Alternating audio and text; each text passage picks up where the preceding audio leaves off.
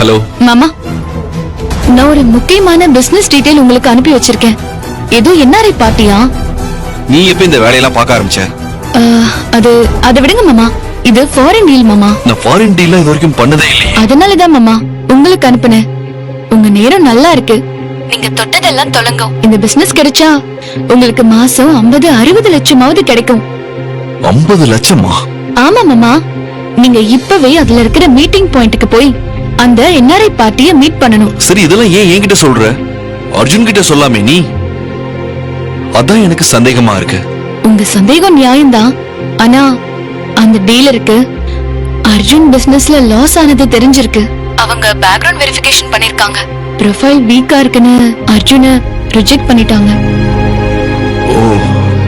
வேற யாருக்கும் டீல் போகுதுன்னு போகுது.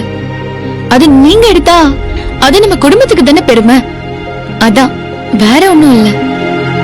நான் கம்பல் பண்ணல. நீங்க டீடைல்ஸ் பாருங்க. சத்யா, பிடிச்சிருந்தா போங்க. அப்புறம் உங்க இஷ்டம் மாமா, நான் வைக்கிறேன். ஓகே. ஏய், கவுன்சிலிங் பண்றவங்க வந்துட்டாங்க, வாசிக்கிறோம்.